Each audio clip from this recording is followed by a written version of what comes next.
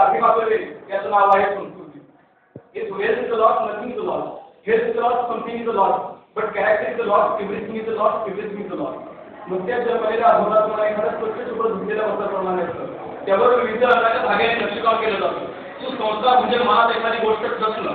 अर्थात ती गोष्ट जर चांगली असेल तर त्याला सुसंस्कार म्हणावं, ती गोष्ट जर वाईट असेल तर त्याला सुसंस्कार म्हणावं. गुरु शिष्याचं नातं पूर्वपासून चालत आलेलं. पूर्वी पद्धत वेगळी होती. गुरुकुलामध्ये जाऊन शिक्षण घ्यावं लागायचं. परंतु आता स्थापना बदल केली, साध्य मात्र तेच राहिलं आणि या परिस्थितीचा आपण स्वीकार केला. मित्रांनो, मी आज तरुणांबद्दल बोलतोय. तारुण्य म्हणजे तरी काय? जीवन हे जर लग्न असेल तर त्या लग्नातील सर्वाधिक तेजाने कल्पनाला प्रिय म्हणजे तारुण्य. जीवन हे जर पवित्र मंदिर असेल तर त्या मंदिरातील घडणारा घंटानाद म्हणजे तारुण्य.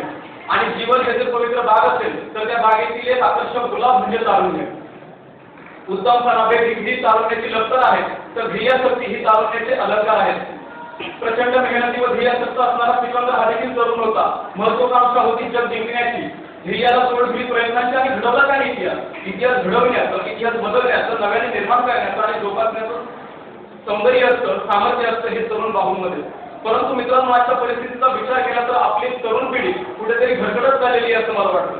प्रसार माध्यमांचा बेसुमार वापर असेल, व्यसनाधीन असेल, यामुळे आपण ध्येय विसरून कुठेतरी वेगळीकडेच चाललेलो आहोत असं मला वाटतंय. नागाला शिंक आणि म्हणून त्याने चुकून बट कापली, परंतु तेव्हापासून त्याच्याकडे बट कापणाऱ्यांची रांगच लागली. अशी ही आपली संस्कृती. पाश्चिमात्य संस्कृतीचं कुठेतरी आपण अंधानुकरण करू लागलो आणि त्यातूनच आपल्या संस्कृतीला उणे पडू लागलो. ज्याप्रमाणे अंधाराच्या वेळी घाटामध्ये नाविकाला दिशा दाखवण्याचं काम दीपस्तंभ करतात, त्याचप्रमाणे अशी प्रसार माध्यमातून दिशा दाखवण्याचं काम करत असतील तर जर अंजाम बाजीगर यांसारखे चित्रपट बघून घडून येणाऱ्या हत्यांची मालिका आजवरही आपल्या देशामध्ये थांबलेली नाहीये.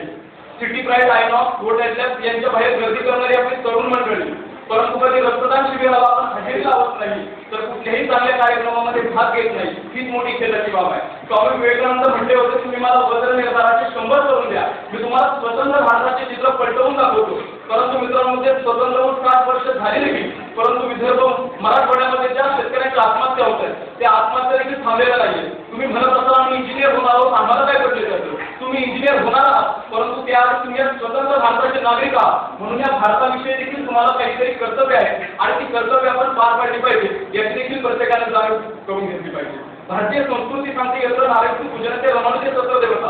अर्थात ज्या ठिकाणी तिचा आदर केला जातो त्या ठिकाणी परमेश्वराचे वास्तव्य असते.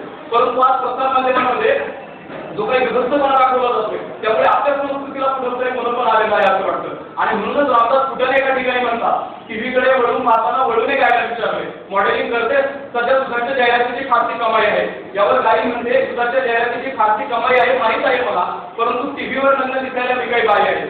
अशी आपली संस्कृती कुठेतरी घडघडत झालेली आहे असं मला वाटतं. आणि म्हणून विद्यार्थी मित्रांनो, या गोष्टीकडे आपण लक्ष दिलं पाहिजे. आणि म्हणून ज्यावेळेस PICTच्या कॅम्पसमध्ये आपण प्रवेश करतो त्याच वेळेस नक्की आपण महाराष्ट्रामध्ये आहोत, ज्या सुसंस्कृतशील भारत देशामध्ये आहोत, की पाश्चिमात्य देशांमध्ये वावरतोय याचं देखील आपल्याला थोडंसं विस्मरण होऊन जातं. अशा प्रकारचं आपल्या देखील संस्कृतीला कुठेतरी पुणे पण येऊ लागले असं मला वाटतं. शिक्षकांनी ही बाब ध्यानात घेणं अतिशय गरजेचं आहे. त्या दृष्टीने थोडीशी पाऊल उचलणं देखील आपली थोडीशी अपेक्षा आहे.